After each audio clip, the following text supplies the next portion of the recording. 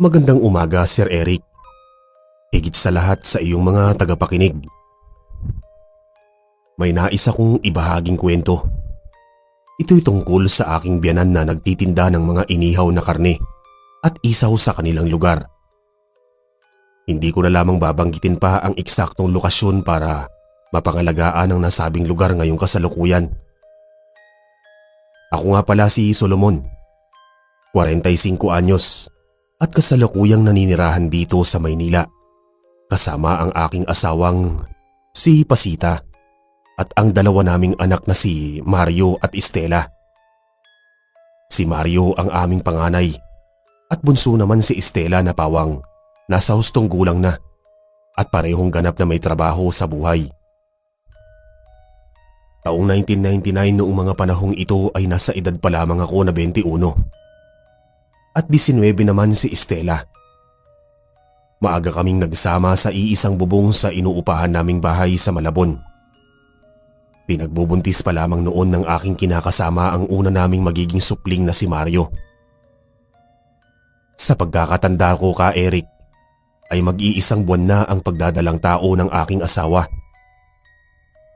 Nagkakilala kami ni Pasita noong minsang sumakay ito sa isang pedicab. Tama po, isa po kong pedicab driver at tindera naman ng mga isda si Pasita. Noong mga panahong yon ay nasa iisang lugar lang kami nangungupahan at nasa bahagi ito ng squatter area sa Malabon. Dumating sa punto na madalas kong nagiging pasahero ito tuwing uwian na nito sa kanyang trabaho, lalo na kapag tag-ulan. May mga sandali nga na hindi ko na ito sinisingil ng kanyang pamasahe dahil iisa lang naman ang iskenita na aming uuwian. At sadyang inaabangan ko talaga ito tuwing mag-out na siya sa kanyang trabaho. Kinalaunan ay nagkagusto ako sa kanya at gayon din ito sa akin. Niligawan ko ito at agad naman na akong sinagot. Simula noong maging kasintahan ko si Pasita ay hatid sundo ko na ito sa kanyang pinapasukang trabaho. Kadalasan nga ay madalas sa tapat ng kanilang tindahan ko pinaparada ang aking pedicab dahil malapit lang ito sa tabi ng kalsada. May pagkakataon ngang nakakarami ako ng mga pasahero dahil daanan ng mga taong namamalengke ang aking pinagtatambayan tuwing wala na akong pasahero. Sa ilang buwan namin bilang magkasintahan ka, Eric, ay napagdesisyonan namin na magsama na lang sa iisang bubong dahil malalim na rin ang ugnayan naming dalawa. Bukod pa dun ay makakatipid kami sa bayaran sa upa at mga gastusin sa pagkain habang nagsama na kami bilang mag-live-in partner. Naging matibay ang pundasyon ng aming pag-iibigan hanggang sa magbunga ito na labis kong ikinatuwa sapagkat magiging ganap na akong ama. Dahil nagdadalang tao noon ang aking asawa ay todo kayod ako sa pamamasada. Padyak dito, padyak doon. Yan ang ginagawa ko araw-araw upang matustusan ang aming mga pangangailangan. Umulan man o umaraw ay kayod kalabaw pa rin ako at hindi iniinda ang matinding init ng araw, maging ang malakas na pagbuhos ng ulan. Kahit masama ang pakiramdam ko noong mga panahong yon, ay walang tigil pa rin ako sa kakapidal ng aming pedicab. Pati ang gabi ay ginagawa kong araw upang makaipon ako ng sapat na salapi kapag iniluwal na ng aking asawa ang aming panganay. Sa katunayan nga ka, Eric, ay mas malaki pa ang kinikita ko kay Pasita dahil kakarampot lang ang sahod nito sa kanyang amo bilang tindera ng mga isda. Gayunpaman sa awa ng Diyos ay nakakaraos naman kami sa pang-araw-araw. Si Pasita rin ang tipong babae na hindi mahilig mag-ayos sa sarili. Hindi ito naglalagay ng mga kolorete sa muka at napakasimple lang nitong babae. Kaya nga labis akong nahuhumaling sa kanya dahil sa kasimplehan nito. Kahit na palaging nangangamoy malansa ang aking asawa tuwing makakasama ko ito, ay hindi pa rin nagbabago ang pagtingin ko sa kanya. Ka Eric, nakalimutan kong sabihin na tubong Bicol ako. Ipinanganak ako sa lalawigan ng Albay. Pero lumaki ako sa magulo at mausok na syudad, sa Maynila. 10 taon pa lamang ako noong maghiwalay ang aking mga magulang. Sa madaling salita ay broken family kami. Sumama ang aking ina sa ibang lalaki at naghanap naman ng panibagong makakasama ang aking ama. Pinalad si nanay sa bago nitong asawa dahil matino itong lalaki. Habang si tatay naman ay napariwara ang buhay dahil sa naging asawa nito na isang bayarang babae sa Maynila. Tama po kayo nang narinig. Isang prostitute ang pangalawang asawa ng aking ama at wala silang naging anak. Ang mga kapatid ko ay nasa poder ng aking ina at ako na may nasa kalinga ng aking ama. Namamasukan kasi si tatay bilang construction worker sa Kamaynilaan at mahilig itong uminom sa mga kabaret tuwing araw ng kanyang sahod. At doon nito nakilala ang aking madrasta. Dahil sa pagiging babaero at lasinggero ni tatay, ay maaga itong kinuha ni kamatayan. Naiwan ako sa kalinga ng aking stepmother at ito ang nagpalaki sa akin hanggang sa magbinata ako. Kahit na madalas akong pagalitan ng aking pangalawang ina, ay ni minsan hindi ko nagawang magalit dito at magtanim ng sama ng loob dahil hindi naman ako nito ginugutom. Kaso lamang hindi ko naranasan makapag-aral kaya't sa murang edad ay natuto na akong magbanat ng buto. At yun nga ang pagiging pedicab driver ko. Makalipas lamang ang 2 taon, simula noong pumanaw ang aking ama, ay sumunod na rin sa kanya ang aking madrasta dahil sa isang malalang sakit sa pakikipagtalik nito sa iba't ibang lalaki.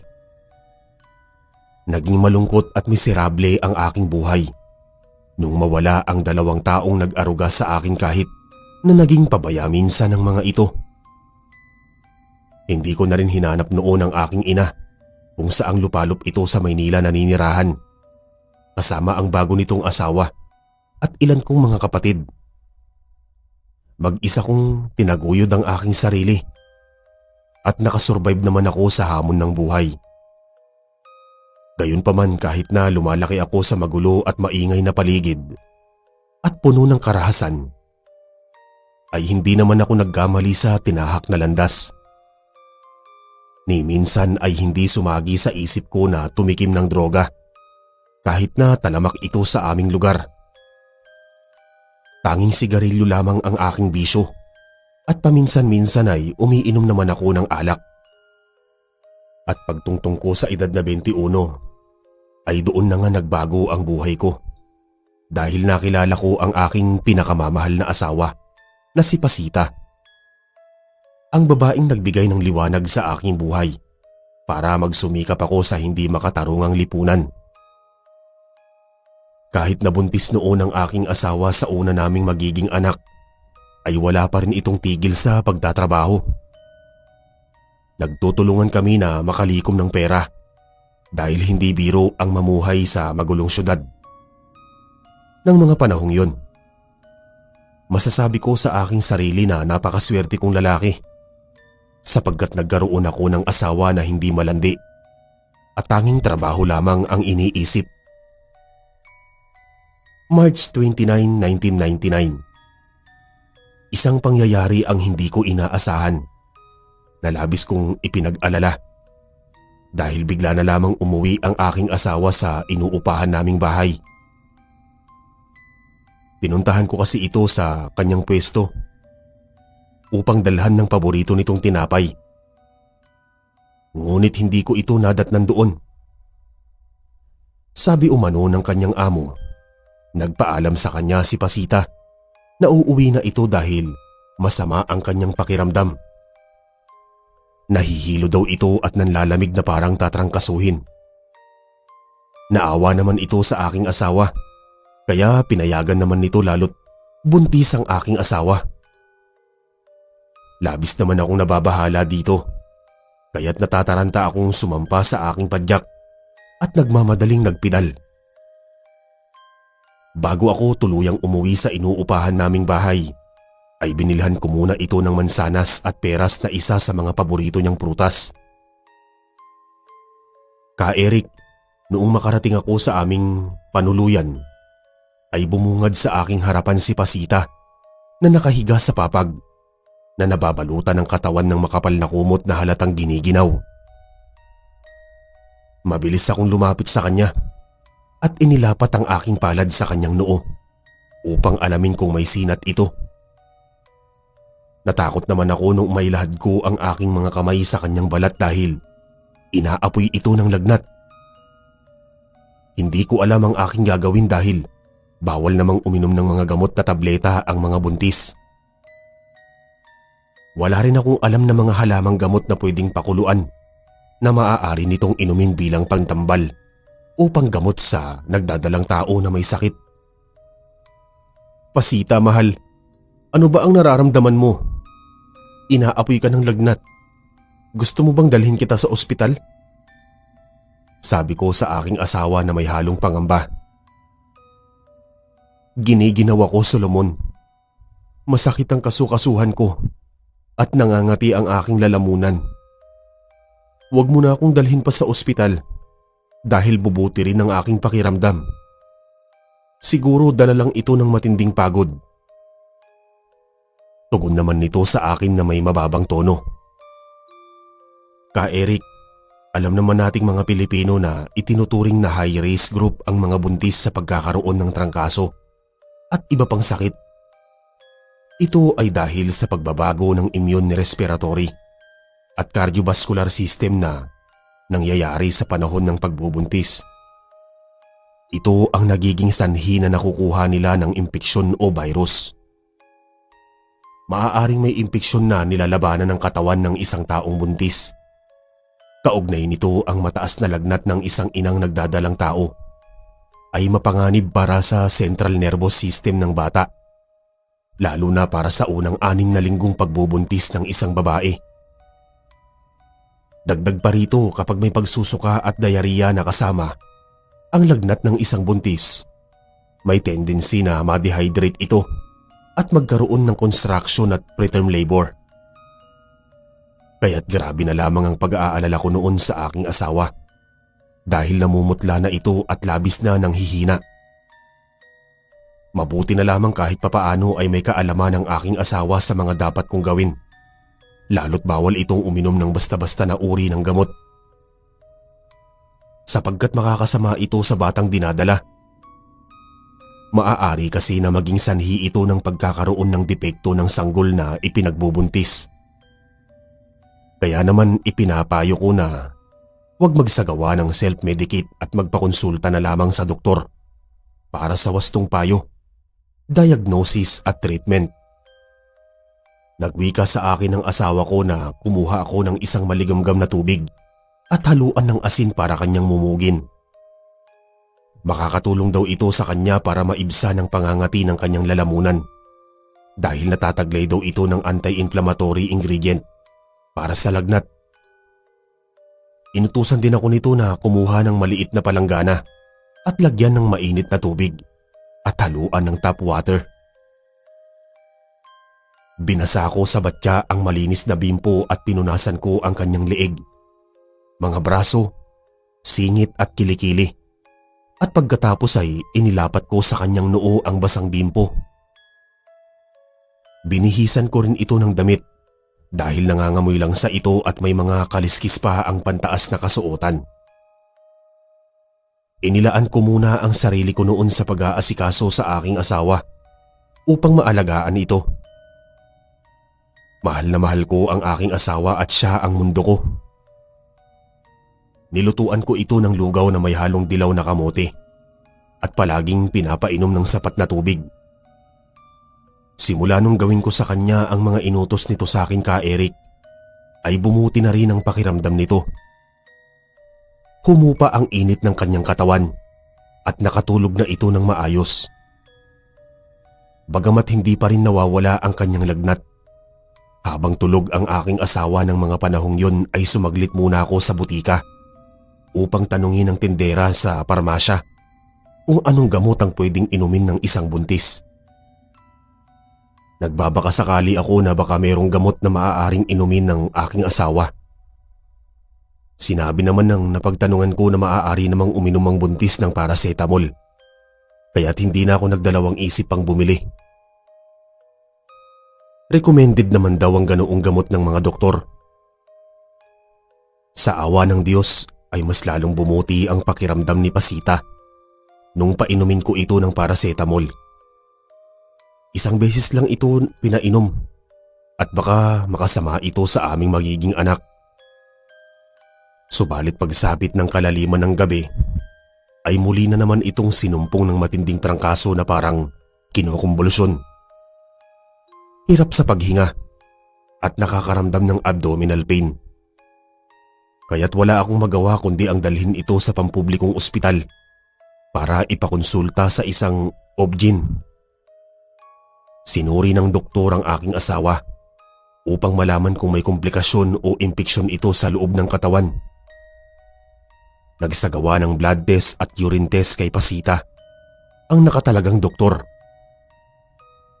Nanlumo na lamang ako nang sabihin sa akin ng doktor ang finding nila sa aking asawa. Nabanggit nito na may tonsillitis, stomach virus at kidney infection si Pasita na labis kong ikinatakot. Kaya't sinusumpong ito ng matinding lagnat dahil nagiging active ang kanyang hypothalamus, kung saan sadyang pinapataas nito ang init ng temperatura ng kanyang katawan. Mapanganib daw ito kung hindi maaagapan, sabi ng doktor. Kaya't binigyan ako nito ng mga remedies na dapat kong gawin. Bukod sa gamot na irereseta ng doktor, dapat ko rin painumin ang aking asawa ng nilagang dilaw na luya. Pahigupin ko rin ng mainit na sabaw ng chicken soup para maibsa ng pamamaga ng lalamunan, dulot ng tonsillitis. Magandang remedyo daw yun para guminhawa ang pakiramdam ng aking asawa. Pansamantala muna kaming nanatili ng aking asawa sa ospital. Halos binantayan ko ito at nanatili ako sa kanyang tabi, buong magdamag. Pagsapit ng umaga ay lumabas na rin kami ng pagamutan dahil mas gusto nitong manatili na lamang sa inuupahan naming bahay. Aniya na aasiwa daw siya sa amoy ng mga gamot sa loob ng ospital. Noong makarating kami sa aming panuluyang bahay, ay ginawa ko naman ang mga habilin sa akin ng doktor. Nabawasan na rin ang kaunting pera na naipon namin para sa panganganak nito at sa mga gamit ng bata. Matapos ko noon asikasuhin si Pasita, ay nagpaalam ako dito na iiwanan ko na muna ito upang mamasada ng pedicab. Kailangan kong kumayod para hindi maubos ang itinabi naming pera. Pumayag naman ito ka Eric dahil kaya naman daw nitong alagaan ng kanyang sarili. Habang namamasada ako noon ay nakatuon pa rin ang isipan ko kay Pasita. Hindi ako mapalagay sa katayuan nito sapagkat yun ang unang beses na dinapuan siya ng matinding karamdaman, lalo na't buntis ito. Mabuti na lamang at maulan ng mga araw na yun, kaya't kahit paano ay marami akong naging pasahero. Bago dumilim ang paligid ay nakauwi na ako sa amin upang asikasuhin ang aking kabiyak na may sakit. Nagulat na lamang ako nung makauwi ako sa bahay dahil magaling naman na ito at nagawa pang magsaing para sa aming hapunan. Pasita naman, alam mo namang may sakit ka, bakit ka pa nagkikikilos? Hindi ka na dapat magluto pa. Kaya nga ako umuwi ng maaga para ako na ang gumawa niyan. Pasaway ka talaga, mahal. Bungad na wika ako sa kanya. Dali-dali akong lumapit dito at inilahad ang aking kamay upang alalayan itong mahiga muli sa papag na tanging kutson ang nagsisilbing sapin. Nababagot kasi ako, Solomon, kaya naisipan kong magsaing at saka hindi naman mahirap ang ginagawa ko. Alam mo namang hindi ako sanay na walang ginagawa. Palatak naman nito sa akin habang hinihimas ang kanyang tiyan. Hinawakan ko ang liig nito at hindi na masyadong mainit Alam ko naman Pasita kung gaano ka kasipag. Pero sa ngayon hayaan mong pagsilbihan kita. Ang tanging gagawin mo lang ay mahiga ng mahiga. Hanggang sa tuluyang bumuti ang pakiramdam mo. Maliwanag ba? Tugon ko naman dito. Tumango lamang ang aking asawa at mariin akong hinalikan sa labi. Wala itong nagawa kundi ang mahiga na lamang. Habang ako na may abala na sa pagluluto ng aming ulam. Bumili kasi ako noon ng kalahating kilong manok para gawing tinola. Itinuring ko na parang prinsesa si Pasita sapagkat alagang-alaga ko ito. Nagawa ko pa nga itong subuan habang magkasalo kami sa aming hapunan. Ako na rin ang nagligpit ng aming pinagkainan at naghugas ng mga pinggan. Hinilamusan ko rin ito gamit ang basang bimpo na isinawsaw sa maligamgam na tubig. Ka-Eric, habang nakahiga kami, ay napansin ko na malalim ang iniisip ng aking asawa. Nakatulala ito at tila may sariling mundo. Tinanong ko ang aking kabiyak kung ano ang nagpapabagabag sa kanyang isipan at sinabi naman nito na may iniisip lang siyang mahalagang bagay na makakatulong sa aming dalawa. Napabalikwas ako sa aking pagkakahiga noong sabihin ni Pasita na nais nitong umuwi sa kanilang probinsya. Sa Panay, nalabis ko namang ikinagulat. Ni minsan kasi ay hindi ko pa nakilala ang kanyang mga magulang at ang dalawa nitong nakakatandang kapatid na babae. Si Pasita ang bunso sa magkakapatid at ito lamang ang naglakas loob na makipagsapalaran sa Maynila. Wala rin akong masyadong nalalaman tungkol sa kanyang ama't ina, Ka-Eric. Dahil tuwing tatanungin ko ito tungkol sa kanyang mga magulang, ay iniiba nito ang aming usapan. Kaya't sa aming pagsasama ay tila nagsisilbing lihim pa rin sa akin ng tungkol sa pinagmulan nitong pamilya. Habang ako na may naikwento ko na sa kanya ang aking talambuhay noong ako'y bata pa. Napapansin ko rin kay Pasita tuwing uungkatin ko ang patungkol sa aking mga binan ay tila ba hindi ito makatingin sa akin ng diretso na animoy may tinatagong lihim. Gayunpaman hindi na yun mahalaga sa akin sapagkat hindi ko naman pakikisamahan ng kanyang mga magulang. Lalo't sinabi nito sa akin na ayaw na niyang bumalik sa kanilang probinsya. Kaya't nagtataka ako noon kung bakit bigla na lamang naisip nito na umuwi kami sa lugar na kanyang pinagmulan sa Panay. Minsan na kasing nabanggit nito sa akin na sa liblib na baryo naninirahan ng kanyang mga magulang. Subalit kahit na liblib ito at hindi pa masyadong sibilisado, ay marami namang naninirahan doon. Bakit naisipan mo doon tayo manirahan? Maayos naman ang buhay natin dito sa syudad. Saka hindi naman kita pinapabayaan at ginugutom. Anong dahilan? Bakit naisip mo ang ganitong bagay? Bulalas na wika ko sa aking asawa. Alam ko naman yun, Solomon. Nagpapasalamat nga ako dahil napakaresponsable mong asawa. Naisip ko lang kasi na magiging panatag tayo kapag doon tayo nanirahan sa aming probinsya. Malaki naman ang bahay namin doon, kahit nagawa lamang ito sa Pawid at Amakan. Saka makakasama na rin natin sina ate doon. Huwag kang mag-alala dahil mababait naman sila. Basta hayaan mo na lang ang weirdong kinikilos ng aking mga magulang. Sagot na pagpapaliwanag nito sa akin na parang nagsusumamo. Weirdo? Bakit mo naman nasabi ang bagay na yan? Sa iyong mga magulang? Nagtatakang tanong ko dito. Basta malalaman mo rin pag nandoon na tayo. Pumapayag ka na ba, mahal, na doon na lang tayo manirahan? Mas maigi na rin yun para may makakasama ako tuwing susumpungin ako ng trangkaso. Bukod dun wala pang asawa ang mga ate ko at matutulungan nila ako at saka makakapag-focus ka naman sa iyong trabaho. Turan muli nito sa akin. Tinanong ko ang aking asawa kung ano naman ang magiging trabaho ko doon at sinabi naman nito na maraming pwedeng pagkakitaan ng pera sa kanilang lugar. Nabanggit nito sa akin na may maliit na negosyo ang aking biyanan na babae. Nagtitinda daw ito ng mga inihaw na karne at isaw sa bayan. Habang matadero naman sa karnihan ang biyanan kong lalaki. Nainganyo naman ako sa mga sinabi ng aking katipan. Kaya't nakumbinsi ako nito na dun kami manirahan.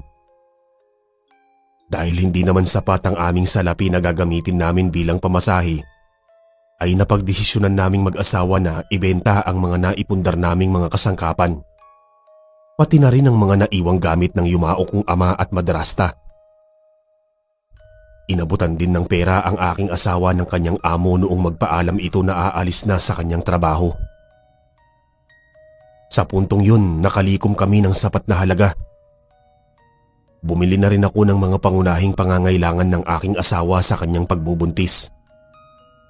Doon na lang kami bibili sa panay ng mga gamit para sa aming magiging anak. Tulad na lamang ng mga lampin, damit at kung ano-ano pang mga bagay na kakailanganin ng bata. Tanging mga personal na kagamitan lamang ang aming dala patungo doon.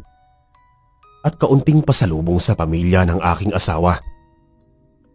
Kailangan din namin magtabi ng pera para sa aming mga gastusin doon dahil mahirap nang umasa sa kanila.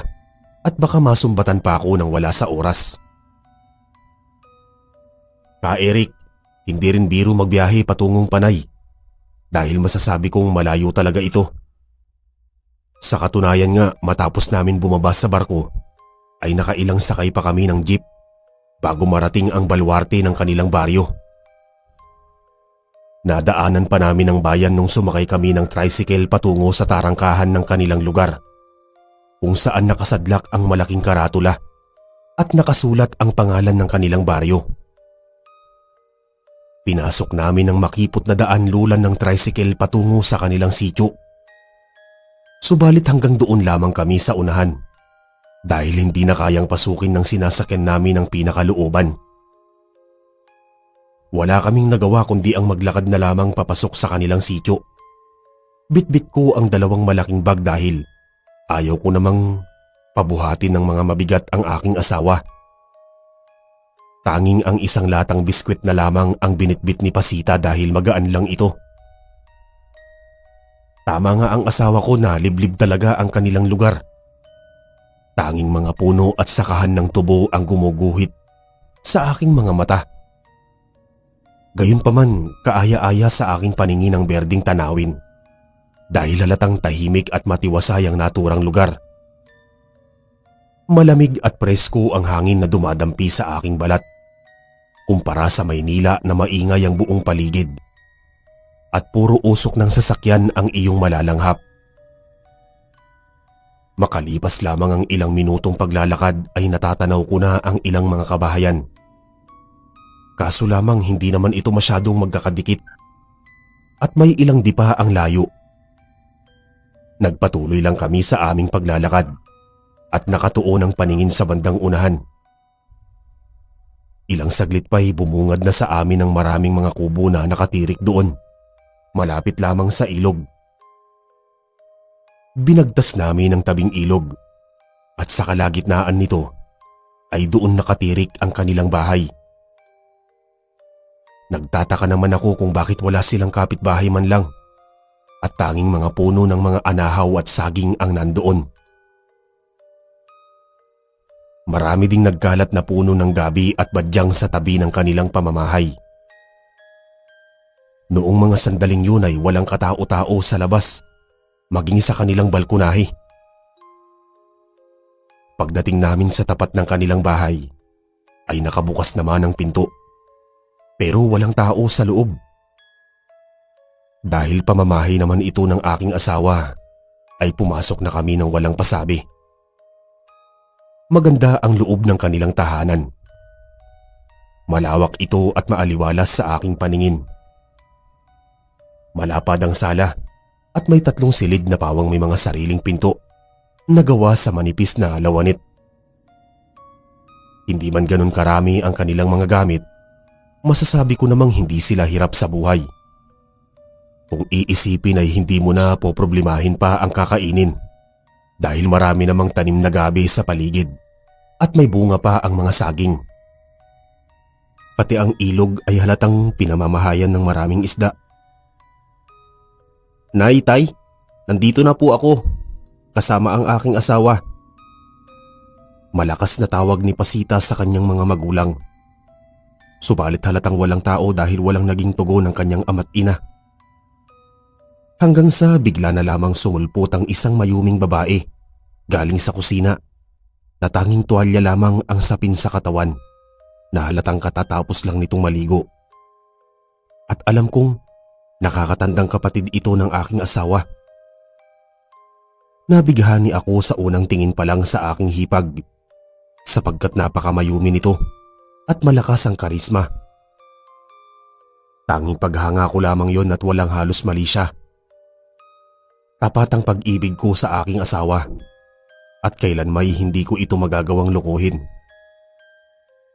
Napasulyap naman sa akin ang aking hipag at bahagyang napatitig sa aking muka bago nagwika sa kanyang kapatid. Pasita? Umuwi ka nang walang pasabi. Dapat sumulat ka man lang para nasundo ka namin ni Ate Selena."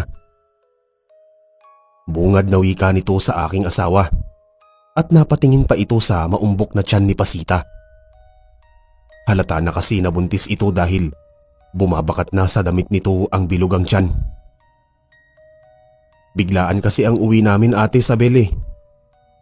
"Ate Isabel, si Solomon pala, asawa ko."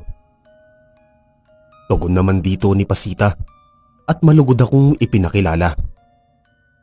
Mainit naman akong binati ng aking hipag at magiliw ng ngumiti. Gayon din ako. Nagtama pa nga ang aming mga mata nung makilala namin ang isa't isa. Tinanong naman ng asawa ko ang kanyang Ate Isabel kung nasaan ang kanyang Ate Selena. At sinabi naman nito na sumama sa kanilang ina para kunin ng mga karne at bituka na gagawing inasal o inihaw. Sa katunayan ka, Eric, ay maaga pa kaming nakarating sa kanilang bahay noong mga panahong yon. Hindi naman ganun kalayo ang bayan sa kanila at halos mahigit ilang kilometro lang ang pagitan nito sa kanilang baryo. Nagpaalam naman sa amin si Ate Isabel na magbibihis lang ito ng damit at hindi naman nalalayo ang edad nito sa akin dahil mas matanda ako ng 2 taon sa aking asawa. Magkasama kaming tumungo ni Pasita sa isang silid na dati nitong kwarto. Bit-bit ang aming mga gamit. Malinis naman ang loob nito at halatang palaging nililinis ng kanyang mga ate. Nakatapat ang bintana ng aming kwarto sa bahaging taniman ng mga gabi na halos natatanaw ko lang ang ilog. Habang inaayos namin ang aming mga gamit, ay itinabi ko naman ang mga pasalubong kasama ang isang latang biskwit. Ibibigay na lamang namin ito kapag kumpleto na ang miyembro ng kanilang pamilya. "Solomon, mahal, naninibago ka ba sa kapaligiran? Alam kong nasanay ka na sa maingay at magulong paligid.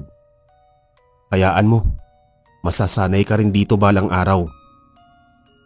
Sabi sa akin ni Pasita habang sinasalansan nito ang aming mga damit sa lumang aparador. "Tama ka, mahal.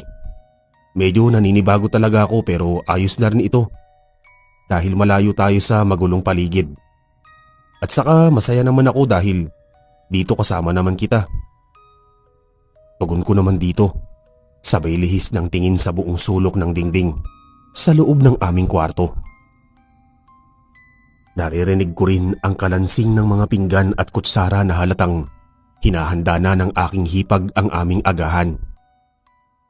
Hanggang sa tawagin na nga kami ni Ate Isabel para kumain. Napatingin pa nga ito sa akin at magilo na ngumiti habang malagkit ang pagkakatitig. Noong makaupo kami sa hapag, ay natakam ako sa pagkaing nakahain sa ibabaw ng lamesa. Naaamoy ko ang mabagong aroma ng adobong atay na malalaki ang pagkakahiwa. Tamang-tama ito pang pares sa sinangag na kanin na may kasamang mainit na kape. Nabanggit naman ng aking hipag na ininit lamang nito ang adobong atay sapagkat tirang ulam nila ito kagabi. Bago kami kumain noon ka Eric, ay nagtimpla muna ng gatas ang aking asawa. Dahil bawal ito uminom ng kape. May baon na rin kasi kaming gatas na binili pa namin sa Maynila bago kami lumarga. Habang kumakain kaming mag-asawa sa hapag, ay sinasabayan ito ng usapan ng magkapatid. Pasulyap-sulyap pa nga sa akin si Ate Isabel habang masaya silang nagkwekwentuhan. Sa katunayan nga ay nahihiya akong tawagin itong ate dahil matanda lang ito sa akin ng 1 taon. Bilang respeto ay wala akong nagawa kundi tawagin itong ate dahil ang bunso nila ang napangasawa ko. Bawat subo at kagat ko sa ulam ay dama ko ang kakaibang linamnam. Ilang beses na akong nakakain ng iba't ibang luto ng atay pero wala na sigurong tatalo pa sa lutong aking nilalantakan. Malasang malasa ito at talaga namang hindi nakakaumay kainin. Pakiwari ko tuloy ay para akong patay gutom dahil sunod-sunod ang bawat subo ko at hindi ako nahihiyang kumain kahit nasa harapan ko pa ang aking hipag. Mahal, dahan-dahan lang sa pagsubo at baka mabulunan ka. Wala namang ibang kakain yan kundi tayo lamang. Pabirong wika sa akin ng aking asawa at bahagyang napatawa pati na rin si Ate Isabel. Solomon, sige lang. Kumain ka lang ng kumain. Saka huwag kang mahihiya sa akin dahil parte ka na ng aming pamilya. Masarap ba ang adobong atay? Ako ang nagluto niyan. Siguro pag natikman mo ang inihaw na isaw ni nanay ay talaga namang mababaliw ka sa sobrang sarap. Wika naman sa akin ni Ate Isabel at pinagmalaki pa nito ang kanyang luto. Lalo na ang inihaw na isaw ng aking biyanan. Pasensya ka na Ate Isabel. Nasarapan lang talaga ako sa adobong atay kaya hindi ko mapigilang kumain ng marami. Napakasarap mo palang magluto. Tugon ko naman dito. Malapad namang ngumiti sa akin ang aking hipag. Matapos kong purihin ang kanyang luto na may kasamang pagkagat sa ibabang bahagi ng kanyang labi. Noong papalapit na kaming matapos kumain ng aking asawa, ay bigla ko na lamang narinig ang ilang yabag ng mga paa sa labas ng bahay. Nahalatang dumating na ang mag-ina galing sa palengke kung saan nagtatrabaho ang biyanan kong lalaki.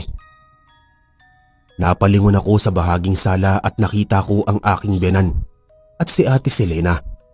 Bitbit ang ilang supot na naglalaman ng mga sariwang karne at bituka. Napansin ko rin ang isang supot na puno ng pulang likido. At sa tansya ko ay dugo ito ng baboy. Nagulat pa nga noon ang mag-ina at marahang inilapag ang mga dalang supot sa sahig at mariin nilang niyakap ang aking asawa. Muli akong ipinakilala ni Pasita sa kanyang ate Selena na panganay sa kanilang magkakapatid. Hindi na nagtaka pa ang aking biyanan na buntis ang kanyang bunsong anak dahil halata naman sa kanyang tiyan. Tulad ni Ate Isabel ay mainit akong tinanggap ng mga ito na bukal sa kanilang puso. At wala naman akong nakitang kakaiba o kawirduhan sa aking biyanan. Gaya ng sinabi sa akin noon ng aking asawa. Natural lamang ang kilos nito maliban na lamang sa hindi ito makatingin ng diretso. Na para bang iniiwasan na magbanggaan ang aming mga mata. Magaganda ang tatlong magkakapatid at halos nagmana sila sa kanilang ina. Gayunpaman nakakalamang lang ng kaunti si Ate Isabel dahil medyo maputi ito at balingkinita ng katawan na bumabagay sa maliit nitong muka na may maninipis at mapupulang labi. Alam naman ng mga magulang ni Pasita na may asawa na ito dahil minsan na itong sumulat nung bago pa lamang kaming magsama. Ngunit hindi nila alam na buntis ito dahil bihira lamang ito na magpadala ng liham. Sa unang pagkakataon na nakilala ko ang pamilya ng aking asawa ay natuwa naman ako dahil mababait sila at maasikaso. Ang tanging hindi ko pa nakikilala ay ang kanilang ama dahil gabi na ito uuwi galing sa kanyang trabaho at madaling araw pa lang daw ay umaalis na ito upang tumungo sa katayan ng baboy ng kanyang amo. Ayon na rin sa sinabi sa akin ng asawa kong si Pasita. Hindi ko na hinintay pa ang biyanan kong lalaki at ibinigay ko na sa kanila ang aming kaunting pasalubong. Binigyan din ng aking asawa ang kanyang mga ate ng mga bagong damit dahil medyo luma na ang kasuotan ng mga ito. Matapos ang mainit na pagtanggap nila sa akin, ay saglit akong pinasyal ng aking asawa sa kanilang bakuran patungo sa madalas nilang tambayan na magkakapatid sa tabi ng ilog na pinaliliguan nila kung saan may isang matandang puno na may nakalagay na duyan. Saglit lamang kami naglilibot dahil bawal mapagod ang aking asawa. Makakasama din sa kanya ang labis na masikatan ng araw. Noong makabalik kami sa loob ng kanilang tahanan, ay abala na ang aking biyanan sa pagtutuhog ng mga iihawin na karne at isaw sa matulis na stick ng kawayan. Katulong nito sa pagtutuhog si Ate Selena. Templado na rin ang nasabing karne at bituka dahil nagkukulay pula na ang mga ito. Samantala, abala naman si Ate Isabel sa lulutuin nitong ulam para sa aming pananghalian. Nagsisimula na itong lamasi ng sariwang dugo sa maliit na palanggana na may kasamang kinudkod na nyog na halatang dinuguan ang iihain nito mamaya. Balak ko sanang lumapit sa kanila ngunit pinigilan ako ng aking asawa at sinabing pumasok na kami sa aming silid. Nais nitong magpahinga at matulog dahil napagod at napuyat kami sa mahabang biyahe. Ka-Eric, agad namang nakatulog ang aking asawa nung mahiga ito sa kama na tanging banig lamang na pinatungan ng makapal na kumot ang sapin. Nasa tabi ako nito at bahagyang nakaupo habang hawak nito ang aking mga kamay. Nagtataka rin ako ng mga panahong yon kung bakit bigla na lamang bumuti ang pakiramdam ni Pasita at hindi na ito sinusumpong ng lagnat simula noong makarating kami sa kanilang probinsya. At dahil wala akong sapat na tulog at dama ko ang matinding antok ay nahiga ako sa tabi ng aking asawa. Mabilis naman ako nakatulog ng mga sandaling yon. Sa muling pagdilat ng aking mga mata ay wala na sa aking tabi ang pinakamamahal kong asawa. Mabilis akong bumangon at dali-daling lumabas ng kwarto at bumungad sa akin sina Pasita at Ate Isabel na masinsinang nag-uusap sa sala. Sinabi nito sa akin na tapos na silang kumain ng kanyang Ate Isabel. Hindi na ako nagawang gisingin nito dahil alam niyang napagod ako sa kabubuhat ng aming bagahe. Nabanggit din nito umalis na ang aking biyanan at si Ate Selena patungong bayan upang magtinda ng mga inihaw na barbecue at isaw. Ka-Eric, muli na naman akong natakam noong bumungad sa akin ang ulam na dinuguan. Mas lalo akong ginanahan kumain ng masipat ko ang ilang piraso ng inihaw na isaw.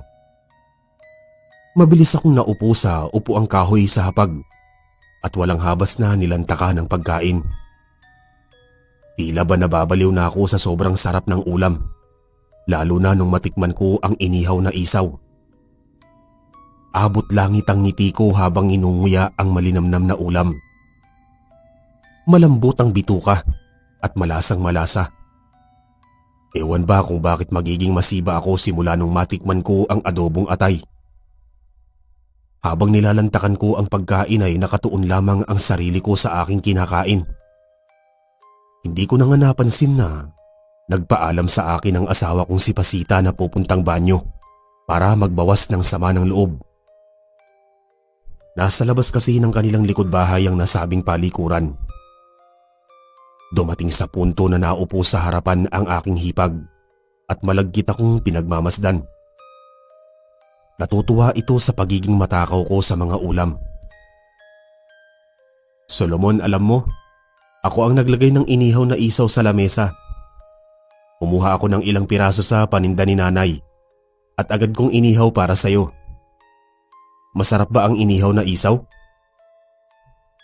Nakangiting anito sa akin. Ganun ba, Ate Isabel? Maraming salamat pala dito sa inihaw na isaw. Tama ang sinabi mo. Napakasarap talaga at nabubukod tangi ang lasa. Sagot ko naman dito habang patuloy na nilalantakan ng mga ulam. Hindi ko lubos maisip na masasarap na ulam pala ang madadatnan ko sa probinsya ng aking asawa. Tingin ko tuloy na mabilis akong tataba pag ganito palagi ang nakahain sa lamesa. Nagtataka na rin ako sa bawat kinikilos ng aking hipag dahil nagawa pa nitong salinan ng tubig ang aking baso habang nasa banyo ang aking asawa. Marahang iniabot sa akin nito ang isang basong tubig. Nakadikit ang aming mga balat at dama ko ang init nito. Bigla namang umalis si hipag nung lumabas na sa banyo ang aking asawa at nagmamadaling umupo sa sala. Wala naman sa akin yun at naisip ko na lamang na sadyang malambing lang talaga ito sa akin. Pagsapit ng takip silim ay nakauwi naman ang aking biyenan na si Nanay Lusing kasama si Ate Selena. Maaga silang nakauwi dahil mabilis lang maubos ang kanilang paninda. Anilay pinipilahan at dinadagsa ng mga tao ang paninda nilang barbecue, lalo na ang inihaw na isaw. Kahit sa aming hapunan ay karni pa rin ang inihain nila sa hapag. Magkakasalo kaming lahat kumain ng gabing yon, maliban na lang sa aking biyenan na lalaki na hindi pa rin umuuwi sa kadahilanang tumungo pa raw ito sa bahay ng kanyang amo. Sa kalaliman ng gabi, habang mahimbing na natutulog ang aking asawa, ay hindi pa rin ako panawan ng antok. Pansamantala akong nagmuni-muni ng mga sandaling yon. Tanging mga huni na lamang ng mga kuliglig ang nagsasalimbaya sa aking pandinig sa kasagsagan ng gabi sa lilim ng bilog na sinag ng buwan na nagsisilbing tanglaw sa madilim na paligid. Isang gasera lamang ang paumagahan sa loob ng kanilang tahanan, kaya medyo malamlam ang kabuuan ng bahay. Nasa kani-kanilang mga kwarto na rin ang mga kasama namin sa bahay. At batid kong hindi pa rin nakakauwi ang biyenan kong lalaki. Ilang saglit pa kung saan malapit na ang hating gabi, ay bigla na lamang akong nakarinig ng kakaibang kaluskos sa labas ng bahay.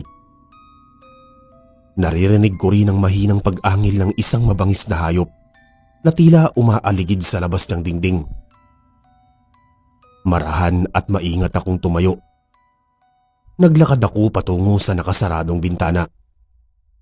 Matutukoy ko na doon nagmumula sa taniman ng mga gabi ang pagtangis. Bahagya kong inilapat ang aking mata sa maliit na butas sa bintana at nagulantang na lamang ako sa aking mga nasasaksihan. Isang maskulado at balbasaradong lalaki ang aking nasisilayan. Nanlilimahid sa dugo ang suot nitong damit habang nanlilisik ang mga mapupulang mata. Isang maliit na sako na may bahid na dugo ang buhat-buhat nito at naglalakad sa direksyon patungong kusina. Hanggang dun lang ang nakita ko dahil hindi na ito masipat ng aking mga mata. Dumating sa punto na bigla na lang lumagitngit ang pintuan sa kabilang silid na halatang may lumabas na tao at silid yun ng aking biyenan.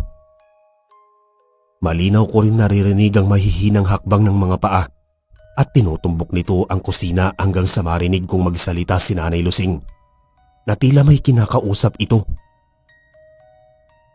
"Gimo, bakit ngayon ka lang nakauwi?"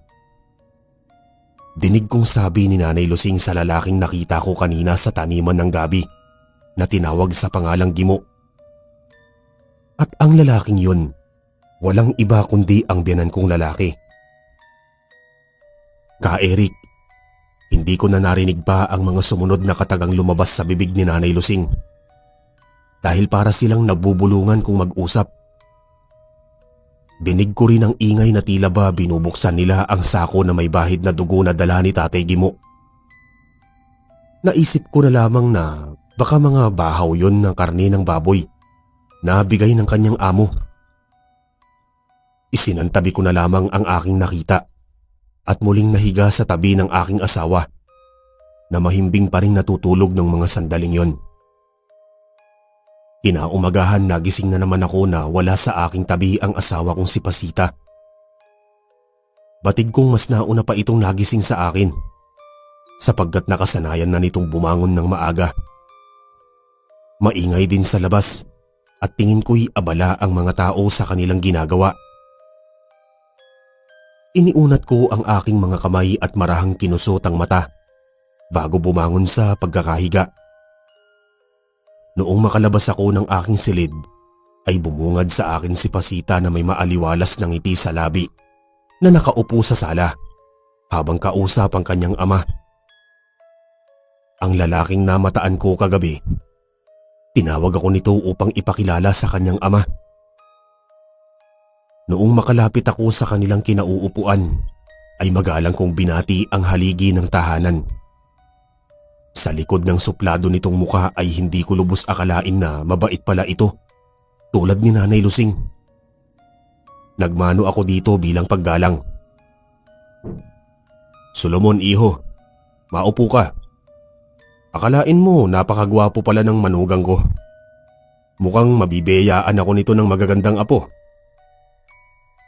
Saad ni Tatay Gimo, sabay hawak sa aking balikat nung makaupo ako sa tabi nito. Napapagitnaan kasi namin ito ni Pasita. Iginayak ko saglit ang aking paningin at nakita kong abala ang mag-iina sa kanilang kusina. Pakiwari ko may magaganap na handaan kasi napakaraming karne at lamas ang nakapatong sa ibabaw ng lamesa. Dumating sa punto na kami na lang ni Tatay Gimo ang naiwang nakaupo sa sala. Nagpaalam kasi sa akin si Pasita na ipagtitimpla niya ako ng kape, kasama na rin ang agahan. At para makapag-usap kami ng kanyang ama ng lalaki sa lalaki. Hindi naman ako naiilang kausapin si Tatay Gimo nung mga panahong yon ka Eric. Bukod sa mahinaon nitong magsalita, ay panglangiti rin ito at minsan palabiro din. Hindi kasi angkop ang kanyang supladong muka sa kanyang pag-uugali. Ibang-iba ang itsura nito kung ihahambing noong nakita ko siya sa taniman ng gabi.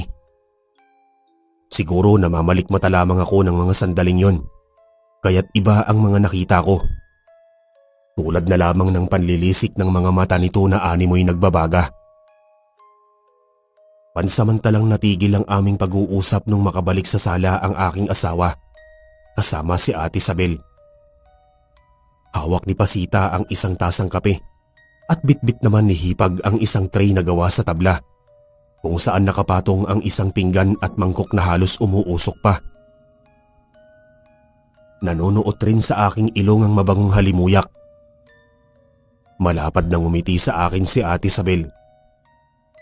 Matapos nitong ilapag ang aking almusal sa maliit na mesa bago tuluyang umalis pabalik sa kusina. Hindi ko mapigilang matakam nang makita ko ang laman ng mangkok. Nilagang buto-buto ang gumuguhit sa aking mga mata at hindi lang ito basta sinabawang buto-buto, sapagkat nangingibabaw din sa sabaw ang matatabang karne. Sige na iho, kumain ka na habang mainit pa ang sabaw. Kaarawan ko ngayon, kaya marami akong dalang karne kagabi na bigay ng amo ko.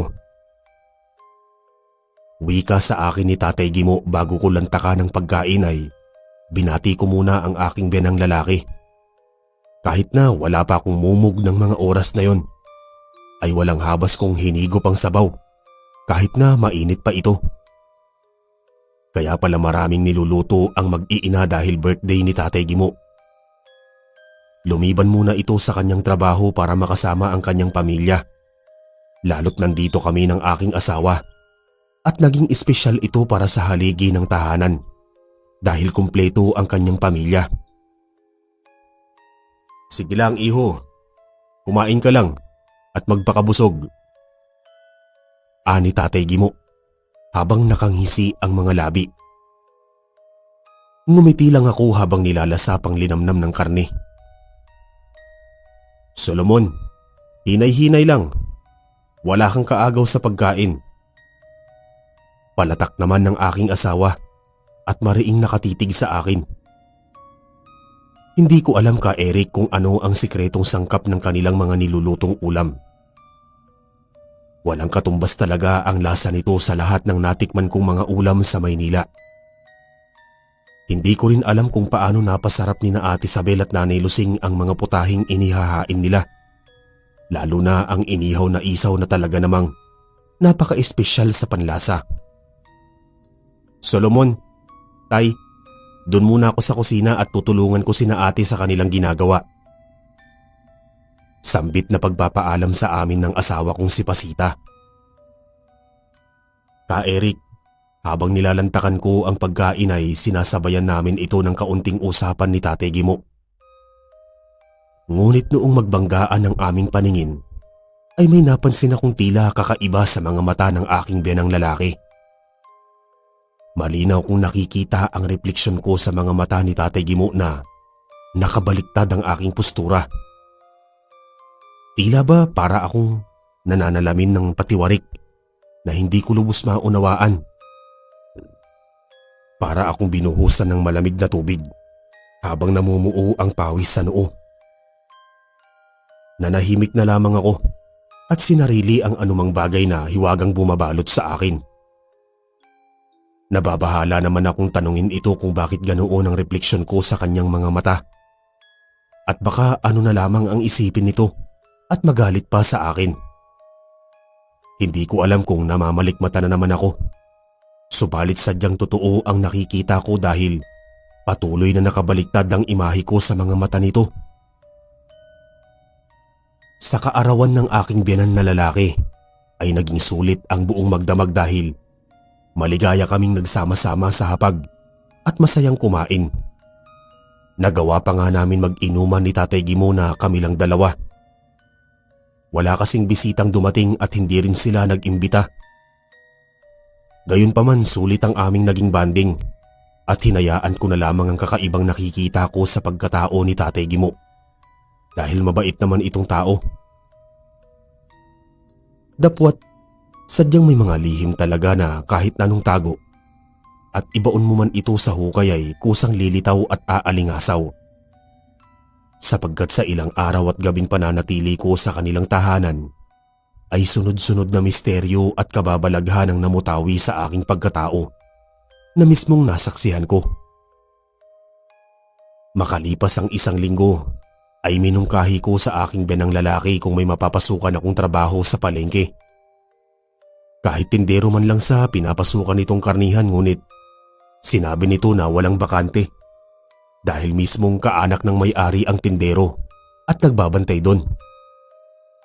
Hindi lang matadero ang kanyang trabaho sa kanyang amo. Bagkus madalas siyang madistino sa katayan ng mga baboy sa mismong bahay katayan ng kanyang amo. Aniya, hindi ko raw kakayanin magtrabaho doon.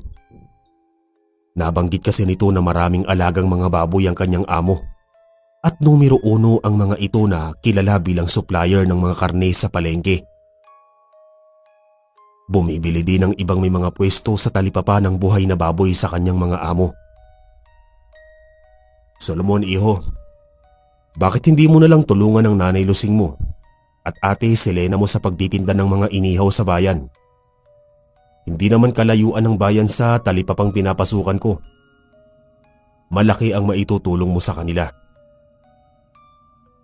Hindi ka na iba sa amin, Solomon. Bahagi ka na ng aming pamilya. Hindi ka naman namin inuobliga magtrabaho. Ang sa amin lang ng Nanay Lusing mo ay alagaan mong mabuti ang anak naming si Pasita. Yun lang ang gawin mo at masaya na kami. Paliwanag sa akin ni Tatay Gimo. Tatay Gimo, nakakahiya po kung wala akong trabaho. Ayaw kong maging pabigat sa inyo. May nakaatang na responsibilidad sa akin na dapat kong gawin. At yun na yung pagdadalang tao ng aking asawa. Gusto ko tay na mismo galing sa aking bulsa ang gagastusin kong pera sa panganganak at mga pangangailangan ng bata. Turan ko naman dito. Eric, kahit kinukulit ko ang biyanan kong lalaki na ipasok niya ako sa kanyang amo, kahit na tagabantay, tagalinis at tagapakain sa mga baboy ay hindi pa rin ito pumapayag. Na tila ba'y iniiwas niya akong makapasok doon. Dahilan nito ay medyo masungit daw ang kanyang mga amo. Wala akong nagawa kundi tulungan na lamang sa pagtitinda ng mga inihaw na karne at isaw ang biyanan kong babae, kasama si Ate Selena. Kampante naman ako na iwan ko ang aking asawa dahil kasama naman nito sa bahay ang kanyang Ate Sabel. Sa unang araw ko bilang katuwang ni Nanay Lusing sa pagtitinda ng mga inihaw, ay naging masaya naman ako. Hindi nakakabagot ang aking trabaho dahil talaga namang mabenta at dinadagsa ang aming paninda. Nasa tabi lang kami ng kalsada nakapwesto malapit lamang sa paradahan ng tricycle at pampasaherong jeep. Daanan rin ng mga tao ang nasabing kalsada, kaya't pansin agad ng mga tao ang aming pwesto, lalo't mabango ang usok ng mga inihaw. Ang gagawain ko lang ng mga panahong yun sa kanilang ihawan ay mag-ihaw ng mga barbecue at isaw. Walang humpay sa pagpapaypay hanggang sa maluto ito. Si Ate Selena naman ang tagabalot at tagalagay ng mga sausawan sa maliit na supot tuwing may hihingi. Habang si Nanay Lusing ang nagbabantay ng nag-aayos ng mga paninda, tagakuha ng bayad at tagasukli. Hindi biro ang aming paninda ka Eric, dahil marami ito na nakalagay sa malaking sisidlan na natatakpan ng dinangdang na dahon ng saging. Hanga din ako sa kasipagan ng mag-ina dahil hindi madaling buhati ng may kabigatang bayong na naglalaman ng kanilang mga paninda. Ang lamesa at mga upuan na bangko ay iniwanan na lamang namin sa isang kakilala nila na may sariling tindahan doon. Halos hindi na kami inaabot ng gabi sa pagtitinda ka Eric, at ilang oras lang ang nilalaan namin dito dahil pinipilahan nga ito ng mga parokyano. Kabilang na ang mga driver ng mga pampasaherong sasakyan. Tuwing nakakauwi kami sa kanilang bahay at inaabutan ako ng pera ni Nanay Lusing bilang kabayaran sa pagtulong ko sa pagtitinda. Hindi ko naman ito tinatanggap dahil nahihiya ako, lalo't sila ang nagpapakain sa aming mag-asawa. Napag-alaman ko na lamang sa aking kabiyak na nasa kanya na pala ang salaping binibigay sa akin ng kanyang ina. Tinanggap ito ni Pasita sa kadahilanan na nais nitong may sarili kaming pera na mahuhugot sa bulsa balang araw. Mag-iipon daw kami para sa aming kinabukasan kahit pa konti-konti lang. Dahil hindi habang buhay na nasa poder kami ng kanyang mga magulang. Nagtataka rin ako ng mga panahong yun kung bakit walang nobyo sina Ate Selena at Ate Sabel. Magaganda sila at kahit sino namang lalaki ay magkakagusto sa kanila. Marahil sadyang pihika ng mga ito pagdating sa lalaki at bihira lang makisalamuha sa mga tao. Halimbawa na lamang ang hipag kong si Selena. Nakatuon lang ang sarili nito sa pagtitinda ng mga inihaw kahit na may mga lalaking pumuporma sa kanya. Hindi niya ito pinapansin at wala siyang pakialam sa mga ito. At habang si Ate Sabel na may palagi na lang nakakulong sa kanilang bahay at ginagawa ang mga alituntunin tulad ng paglilinis, paglalaba at pagluluto. Ni minsan hindi ko pa nakita ang hipag kong si Sabel na sumama sa kanyang ina upang magtinda. Ang duyan na malapit sa tabi ng ilog ang nagsisilbi nitong tambayan. Ka Eric, nakalimutan ko palang sabihin na gaya ni Tatay Gimo ay nakabaliktad din ang imahe ko sa mga mata ni Aling Lusing. Marahil ito na siguro ang sinasabing weirdo ng aking asawa sa kanyang mga magulang. Pero para sa akin ay wala namang kawirduhan sa kanilang kinikilos. Maaaring kakaiba nga ang ganoong senaryo na makita mo ang iyong sarili na nakabaligtad kahit na sa salamin. Kahit sino naman ay mapapatanong sa kanyang sarili. Pati ang pagdating ni Tatay Gimo sa 10 oras ng gabi ay hindi na ako nagugulat pa. Nasanay na rin ako sa mga ganoong senaryo na bigla na lang akong nakakarinig ng pag-angil at kaluskos sa taniman ng mga gabi.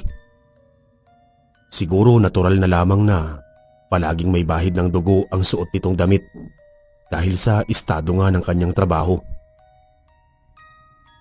Subalit isang gabi, hindi ko lubos akalain na matutuklasan ko ang isang lihim na matagal na nilang tinatago na kailan may hindi pa nagawang ibunyag sa akin ng aking asawa.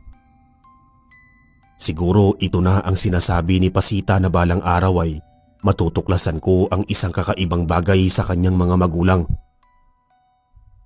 Habang mahimbing kaming natutulog ni Pasita noong gabing yon, ay bigla na lamang nagising ang aking diwa sa hindi ko alam na kadahilanan. Ang kanina lang na malamig na hangin na dumadampi sa aking balat bago ako natulog ay napalitan ng mainit na hangin. Maalinsangan ang paligid nung magising ako. Nanlilimahid na rin sa pawis ang suot kong damit. Sinipat ko ng tingin ang aking asawa at masarap pa rin ang pagkakatulog nito kahit na mainit ang gabi. Hindi ko alam ka Eric kung tulog ba talaga si Pasita o nagkukunwaring tulog. Pakiwari ko kasi na gising din ang diwa nito.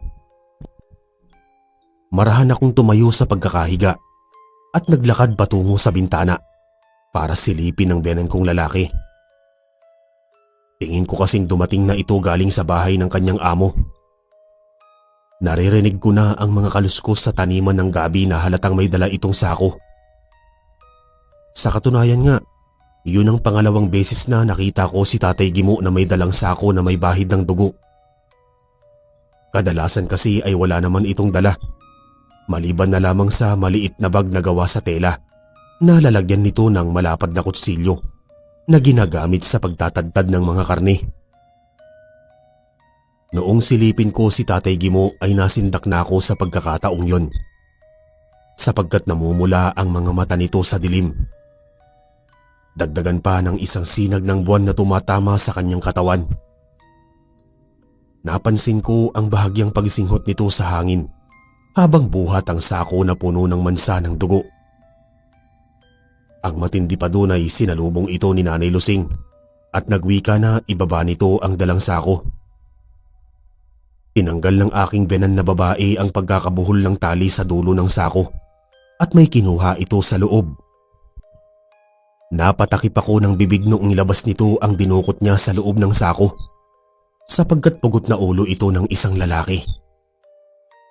Inilapag sa lupa ni Nanay Lusing ang pugot na ulo at dali-daling kinuha ang isang lumang pala. Naghukay ito ng hindi kalaliman at walang habas na ibinao ng putol na ulo. Palingon-lingon pa ito sa buong paligid bago sila naglakad ni Tatay Gimo patungo sa likod bahay. Sa puntong yun, alam kong hindi ako namamalik mata at lalong hindi ito isang halusinasyon. Bagkus totoo lahat ang aking nakikita. Dahil sa aking kuryosidad, gusto kong alamin kung ano ang gagawin nila. Sa nilalaman ng sako, nagsisimula ng maglaro sa aking isipan na baka karni ng mga tao ang madalas kong kainin, kaya't kakaiba ang lasa nito. Bukod pa ron ay karni at bituka ng mga tao ang tinitinda ni Nanay Lusing. Gusto kong palihim na magmasid sa mga gagawin nila sa likod ng kanilang pamamahay, kahit na binabalot ako ng matinding hilakbot. Akmang ihahakbang ko sana ang aking mga paa, ay nagulat na lamang ako nang may humawak sa aking kamay. Tama nga ang kutob ko ka Eric na nagkukunwaring tulog ang aking asawa. At nakikiramdam lang ito sa aking gagawin. Solomon? Mahal? Kung maaari lang wag ka nang lumabas sa ating silid. Halika dito at maupo sa aking tabi. Anito sa akin na may mahinang boses. Nagpakawala muna ako ng malalim na buntong hininga bago naupo sa kanyang tabi. Bumangon naman ito sa pagkakahiga at inalalayan ko itong makaupo para hindi siya mapuwersa. Tinignan nito ang namumutla at pawisan kong muka at matipid na ngumiti. Inilahad nito ang kamay sa aking bewang at isinandal naman ang ulo sa kaliwa kong balikat bago nagwika ng patanong. Tinanong nito sa akin kung ano ang mga nasaksihan ko sa kanyang mga magulang nung gabing yon. Dahil batig niyang natuklasan ko na ang tinatagong lihim ng kanyang ama't ina. Halos umurong ang dila ko nang sagutin ko ang tanong nito. Nauutal pa nga akong magsalita na parang naninigas ang aking panga. Muli akong huminga ng malalim bago sabihin dito ang aking mga nakita tungkol sa pugot na ulo ng isang lalaki na nakapaloob sa sako na dala ng kanyang ama. Nabanggit ko rin sa aking asawa ang tungkol sa kakatuwang bagay na imahe ko sa mga mata ng kanyang mga magulang. Tinanong ko rin sa aking asawa kung karni ba ng tao ang ihahain nila sa hapag at kung karni at bituka din ba ng tao ang tinitinda nitong mga inihaw. Ka-Eric, nilamon ako ng matinding sindak nung sagutin nito ang mga katanungan ko. Ibinunyag din nito sa akin ang lihim na pinagmulan ng kanilang pamilya na nagmula sila sa angkan ng mga aswang. Subalit, pangkaraniwang aswang lamang ang kanyang mga magulang. Ani pa umano nito ay hindi pa sila ganap na aswang na magkakapatid, sapagkat hindi naman sila tulad ng ibang mga nilalang na kapag isinilang ka sa mundong ibabaw ay ganap ka na ring aswang.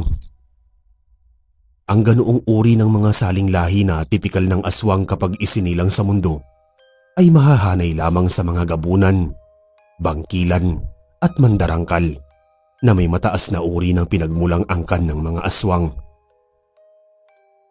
Ang pangkaraniwang aswang ay isang uri ng aswang na may anyo na wangis na tao. Ang kaibahan lang, sila'y kumakain ng mga lamang loob at umiinom ng dugo ng tao. Mahina sila kapag umaga, ngunit pag sumapit ang dilim sila ay nagiging mabalasik. Makikilala lamang sila kapag tinignan sila sa mata at ang refleksyon mo ay nakabaligtad. Ang mga binhi o sisiw naman sa loob ng kanilang katawan ay sinasalin na lamang sa kanilang mga anak kapag malapit na ang kanilang kamatayan. Hanggat walang magsasalinan ay mananatili silang buhay kahit na nabubulok na ang kanilang katawan. Solomon, ngayong malinaw na sa iyo ang lahat, tatanggapin mo pa rin ba ako bilang bahagi ng iyong buhay kahit nagmula ako sa pamilyang aswang? Malungkot na wika sa akin ni Pasita habang nag-uumpisa na tumulo ang kanyang mga luha. Saglit muna akong napatitig sa aking kabiyak at marahang hinaplos ang kanyang tiyan. Sinabi ko dito na hindi magbabago ang pagtingin ko sa kanya. Ngunit natatakot ako sa kanyang mga magulang. Minungkahi ko dito na bumalik na lang kami sa Maynila na hindi naman ito sinang-ayunan. Aniya, mabait naman raw ang kanyang ama't ina. Hindi ko ito lubos maunawaan, Ka-Eric. Paano nito nasabi na mabait ang kanyang ama't ina? Kung tutuusin ay pumapatay ito ng tao at ginagawang pagkain at paninda. Nahimasmasan na lamang ako noong sabihin ng aking asawa na hindi naman nambibiktima ng basta-basta ang kanyang ama. Marahil ang bangkay na bitbit ni Tatay Gimo ay hindi nito pinaslang na hindi ko pa rin lubos maintindihan. Inamin din sa akin ni Pasita na 2 beses na akong nakatikim ng purong karne ng tao simula nung dumating kami sa kanila.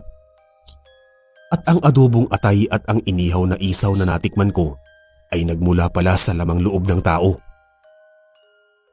Kailangan daw ng kanyang mga magulang na malamanan ang kanilang mga sikmura ng laman at dugo ng tao upang hindi magwala ang alaga ng mga ito sa loob ng kanilang katawan. Pati sila ay paminsan-minsan na rin kumakain ng karne ng tao para oras na ipamana sa kanila ang itim na sisiw ay hindi na sila maninibago sa kanilang panlasa.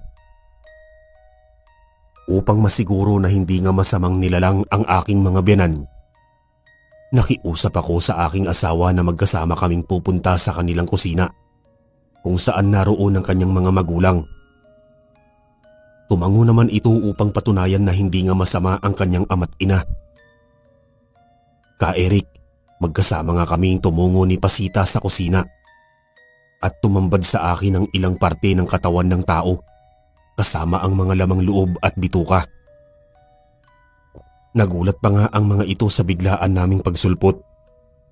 Ngunit kalmado lamang ang mga ito habang ako na may parang matutunaw sa sobrang takot.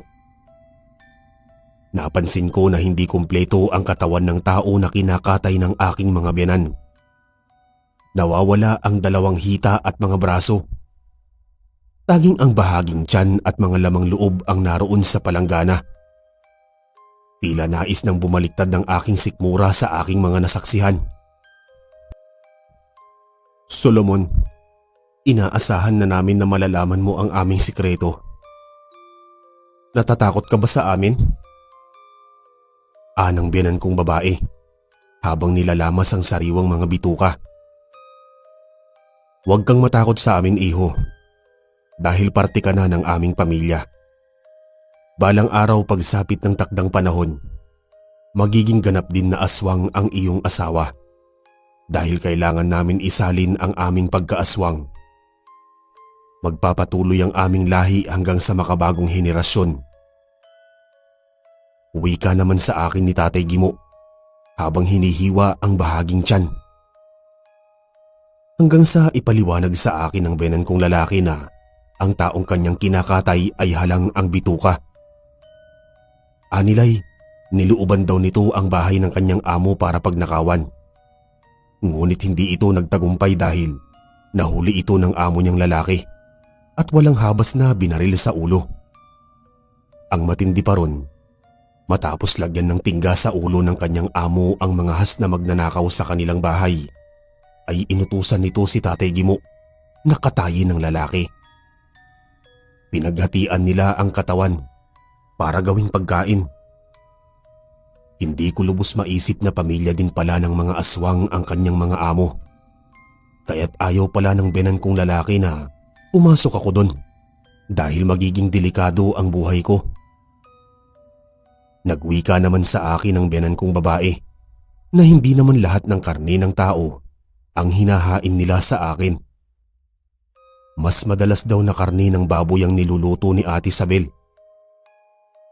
Ang sikretong sangkap daw kung bakit masarap ang pagkakaluto nila sa mga ulam ay binababad nila ang mga karne at bituka sa aswete. At yun ang nagbibigay linamnam sa karne. Iwinaksi din nito na may pagkakataon na bituka o isaw ng tao ang kanyang paninda. Subalit bihira lamang ito. Gayunpaman, nakakaramdam pa rin ako ng takot sa kanila. Lalo't mga sariwang karne na kinakatay nila ay gagawin naming paninda bukas sa bayan. Lalo na ang bituka na espesyal na paninda ng aking biyenan. Noong gabing yon, malinaw kong nasaksihan ang proseso sa paggawa nila ng mga sangkap at pampalasa sa karne at bituka. Ang aswete din ang nagbibigay ng natural na kulay pula sa mga karne. Bukod pa roon, paniguradong karne ng tao ang magiging ulam namin sa pananghalian at hapunan. Pinakuluan ito ng maigi ni Tatay Gimo para lalong lumambot. Sila ang mga aswang na kumakain ng karne ng tao na kailangan pang idaan sa apoy. At dahil malapit nang sumapit ang madaling araw, ay niyaya na ako ni Pasita na bumalik sa aming silid. Makakasama sa kanya ang matinding pagpupuyat. Noong makabalik kami sa aming kwarto, ay masinsinan kaming nag-usap. Kinukumbinsi ko ito na bumalik na lang kami sa Maynila habang maaga pa. Pero nagmatigas ito na wala ng planong bumalik doon. Gusto ng aking asawa na isilang ang sanggol kung saan siya nagmula. Kung hindi ko daw siya kayang tanggapin ay maghiwalay na lang daw kami. Eric, pinapalaya ako ng aking asawa anumang oras ay maaaring bumalik ako sa Maynila. Ito na raw ang bahala sa aming magiging anak. Kahit na magdudulot ito ng matinding kirot sa kanyang puso dahil alam kong mahal na mahal niya ako. Dahil desidido na akong bumalik sa nakasanayan kong mundo, ay nagpaalam ako dito na lilisanin ko ang kanilang lugar kinabukasan. Humagulgol ito at dama ko ang matinding lungkot sa aking puso. Sa lalim ng kanyang pag-iyak ay huminto rin ito at bahagyang nakatulog. Marahil napagod ito sa kakaiyak habang ako na may malalim ang iniisip. Hindi ko alam kung tutuloy ba ako sa aking pag-uwi o mananatili na lamang sa kanilang probinsya, alang-alang sa binubuo naming pamilya Si Pasita ang unang babaeng minahal ko at nais ko na ito rin ang huling babaeng makakasama ko. Habang natutulog ito, ay marahan kong hinaplos ang kanyang mahabang buhok at pinagmamasdan ng maamong muka. Kinakausap ko rin ang bata sa sinapupunan nito kahit na nagsisimula pa lang itong mabuo. Dahil naaawa ako sa aking asawa at ayaw ko na lumaki ang aming anak na walang ama, ay isang desisyon ang nabuo sa aking pagkatao. Tinatagan ko ang aking sarili at tinibayan ng sikmura. Siguro kaya ko namang pakisamahan ang aking mga binan dahil hindi naman sila banta sa aming pagsasama. Napakabuti nilang magulang para sa aking asawa. Habang tulog noon si Pasita, ay naisipan kong bumalik sa kusina upang kausapin ang aking mga binan. Sinabi ko sa mga ito na tanggap ko sila kung ano man ang tunay nilang pagkatao. Magulang pa rin sila ng asawa ko na kailangan kong bigyan ng respeto. Kinaumagahan, mas nauna akong nagising sa aking asawa. Sinamahan ko kasi noon mag-agahan sina Tatay Gimo at Nanay Lusing, pati na rin ang dalawa kong hipag. Kampante na rin ako kay Ate Isabel dahil malambing talaga itong babae. Palibasa wala silang kapatid na lalaki. Kumain din ako ng karne ng tao na niluto nila para sa aming almusal. Inisip ko na lamang na karne ito ng baboy dahil masarap naman talaga ito at gustong gusto ko ang lasa. Habang kumakain kami ng agahan ka Eric, ay nagulat na lamang ako sa malakas na sigaw ng aking asawa sa loob ng aming silid. Nagmamadali itong lumabas ng kwarto habang umiiyak. Siguro iniisip nito na bumalik na ako ng Maynila dahil wala ako sa kanyang tabi. Mabilis itong lumapit sa akin at mahigpit akong niyakap sa harap ng kanyang pamilya. Natuwa naman ang kanyang mga magulang sa inasta ni Pasita. Batid nilang hindi nito kayang mawala ako sa piling ng kanilang bunsong anak. Pati sina Ate Selena at Ate Isabel ay palihim na napatawa. Solomon, akala ko iniwan mo na ako. Anito sa akin habang nakayakap ng mahigpit. Patawad sa mga sinabi ko kagabi Pasita. Naisip ko na hindi kita kayang iwanan.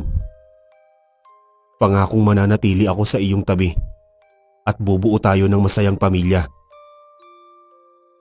Tugon ko naman dito na punong-puno ng emosyon at pagmamahal. Nagawa ko ng tanggapin ang kanyang pamilya ka Eric dahil tanggap naman nila ako. Sa katunayan nga, nawala na ang pandidiri ko sa karne ng tao dahil simula nung matikman ko ito ay natatakam na akong kainin ito. Pero hindi sa lahat ng pagkakataon na karne ng tao ang inihahain nila sa akin. Naging paborito ko din ang tindang isaw ni Nanay Lusing kahit na bituka ito ng tao o hayop dahil talaga namang napakasarap nito. Palagi akong tumutulong sa pagtitinda ng inihaw na isaw at mga barbecue sa bayan at naging malapit ang puso ko sa pamilya ng aking asawa. Kinalaunay nagpatayo sila ng maliit na pwesto sa bayan dahil lumalago na ang kanilang munting negosyo. Dumating sa punto na nagpatayo sila ng maliit na toro-toro kung saan kumakain na ang mga parokyano ng mga inihaw na karne at isaw na may kasamang kanin. Makalipas ang ilang buwan ay isinilang ni Pasita ang isang malusog na sanggol na lalaki. Pinangalanan namin itong Mario. Kinalaunan ay muli kong nabuntis ang aking asawa at ito ang aming bunsong anak na si Estela. Nakalikom kami ng sapat na salapi na tulong ng aking binan sapagkat malaki na ang kinikita sa tinatayo naming toro-toro. Lumipas pa ang ilang taon na pagpasyahan namin ni Pasita na bumalik na sa Kalakhang, Maynila para doon manirahan. Balak naming mag-asawa na magtayo ng maliit na negosyo tulad ng pinagkakakitaan namin sa Panay. Muli kaming nangupahan sa Malabon at sa bandang huli ay isang kakilala namin ang nagsangla ng bahay. Hindi na natubos ng may-ari ang isinanla nitong maliit na bahay, kaya't naging pagmamay-ari na namin ito. Kahit sa Maynila na kami naninirahan ka, Eric, ay madalas pa rin kaming nagbabakasyon sa Panay, kasama ang aming mga anak kung saan ang mga ito isinilang. At minsan na may nagbabakasyon sa amin sina Nanay Lusing at Tatay Gimo. Hindi naman magawang sumama ng dalawa kong hipag sa kadahilan ng walang magbabantay sa kanilang bahay at sa negosyo nila sa bayan. Tingin ko, magtatandang dalaga sina Ate Selena at Ate Isabel sapagkat wala pa rin silang natitipuhang lalaki. Marahil, hindi pa nila nahahanap ang nakatakdang lalaki na tatanggapin sila bilang mga babae na nagmula sa angkan ng mga aswang. O di kaya'y wala talaga silang planong mag-asawa. Hanggang dito na lamang po ang aking kwento. Sana'y wag niyo pong husgahan ang pamilyang pinagmulan ng aking asawa, lalo't ang aking pamilya. Alam kong maraming listener ang maiinis at magagalit sa akin dahil sa naging ugali ko at pagtikim na rin sa karni ng tao na talaga namang nasarapan ako. Ngunit gayon pa man, wala naman akong pinatay o inargabyadong tao. Ginampanan ko pa rin ang pagiging mabuting ama sa aking asawa at mga anak at isa ding mabuting manugang para sa aking mga biyanan kahit na sila'y mga pangkaraniwang aswang.